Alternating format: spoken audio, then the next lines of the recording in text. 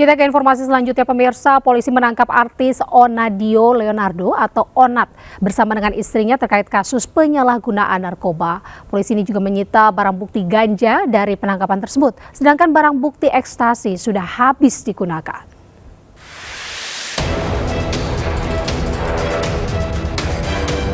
Satres Narkoba Polres Metro Jakarta Barat menangkap artis Leonardo Arya atau kerap disapa Onadio Leonardo terkait kasus penyalahgunaan narkoba. Kabid Humas Polda Metro Jaya Brigjen Pol Ade Arysyam menjelaskan Onat ditangkap di sebuah perumahan di kawasan Ciputat Timur, Kota Tangerang Selatan bersama istrinya Baby Leonardo alias Baby Priscilia. Sementara satu orang lain ditangkap di kawasan Sunter Tanjung Priok, Jakarta Utara. Polisi menyita barang bukti ganja dari penangkapan tersebut, sementara barang bukti ekstasi sudah habis digunakan. Hasil pendalaman di lapangan, maka barang bukti ekstasinya sudah habis karena diduga dipakai. Yang ditemukan hanya ada beberapa sisa ganja di dalam plastik. Pihak Satres Narkoba Polres Metro Jakarta Barat saat ini masih melakukan pemeriksaan intensif terhadap Onat dan dua tersangka lainnya. Dari Jakarta, Tim Liputan iNews melaporkan. Pemirsa, hujan lebat disertai angin kencang serta hujan es melanda wilayah di Tangerang dan Tangerang Selatan.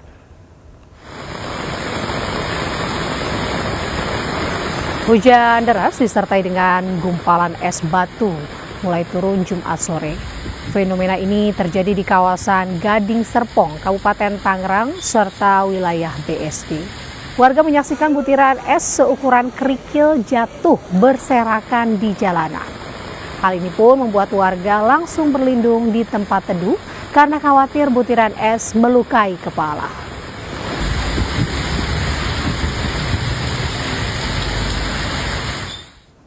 Pemirsa, Gubernur Jakarta Pramono Anung sampaikan bela sungkawa pada korban tertimpa pohon tumbang di Dharma Wangsa. Pemprov Jakarta ini juga menanggung seluruh biaya pemakaman dan perawatan korban.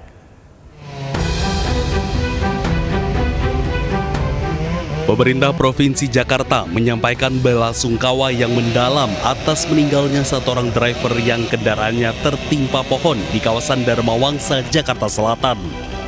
Pemprov Jakarta akan bertanggung jawab dan menanggung biaya pemakaman korban termasuk korban lain yang mengalami luka. Gubernur Jakarta Pramono Anung mengatakan total ada 10 pohon yang tumbang di Jakarta saat hujan deras disertai angin kencang yang terjadi Kamis siang. Menyampaikan bela sungkawa yang mendalam atas meninggalnya satu orang driver yang kendaraannya tertimpa pohon di Jakarta Selatan di Dharma Wangsa kemarin sore pada jam 15 lebih sedikit. Pemprov DKI Jakarta bertanggung jawab khususnya kepada korban yang meninggal dunia dan juga yang luka-luka. Seluruh biaya penanganannya ditanggung sepenuhnya oleh Pemprov DKI Jakarta. Sebelumnya, 5 unit mobil tertimpa pohon tumbang di Jalan Dharma Wangsa Raya, Kebayoran Baru, Jakarta Selatan. Hal itu akibat hujan deras disertai angin kencang yang terjadi pada Kamis siang. Akibatnya, satu orang meninggal dunia dan satu lainnya mengalami luka. Pemirsa, Museum Rekor Indonesia menganugerahkan sertifikat kepada IAIN Kendari dan MNC Sekuritas atas pencapaian rekor penciptaan investor saham syariah dan reksadana syariah terbanyak, serta literasi keuangan syariah kepada mahasiswa terbanyak di Indonesia. Dan pencapaian ini juga menandai langkah besar dalam inklusi keuangan syariah di Sulawesi Tenggara. Museum Rekor Indonesia, MURI, menyerahkan sertifikat kepada Institut Agama Islam Negeri Kendari dan MNC Sekuritas atas prestasi mereka memecahkan 2 rekor MURI. Rekor tersebut meliputi penciptaan investor saham syariah dan reksadana syariah terbanyak, yaitu mencapai 2.173 orang, serta literasi keuangan syariah kepada mahasiswa terbanyak di Indonesia yang mencakup sekitar 3.000 mahasiswa. Yang sebelumnya rekor kami itu 2.000 peserta, 2.000 investor, dan yang sudah kami verifikasi dan tercatat berhasil tercatat 2.173 investor. Jadi otomatis ini memecahkan rekor sebelumnya. Kami melihat dengan adanya kegiatan Muri ini mampu memberikan nuansa yang lebih baik lagi, lebih bersemangat lagi bahwa pasar modal ini makin merakyat. Pemecahan rekor ini menunjukkan bahwa pasar modal kini telah banyak diisi oleh generasi muda, termasuk di Sulawesi Tenggara, yang menunjukkan perubahan signifikan dibanding kondisi sebelumnya. MNC mensupport kegiatan ini, jadi ini bukan hal baru bagi kami ya. Kami saat ini udah punya 130 galeri investasi, jadi bukan jumlah sedikit dan tersebar dari Sabang sampai Merauke, dan kita ada kira-kira 11% yang ada di Sulawesi dan juga di Papua. Terus kalau bicara mengenai literasi, hingga September 2025 kita udah bikin 800 kegiatan edukasi. Ini adalah merupakan hasil kerjasama dari teman-teman, terutama dari sponsor, MNC, Bursa Efek, Bank Indonesia, OJK. Itu adalah merupakan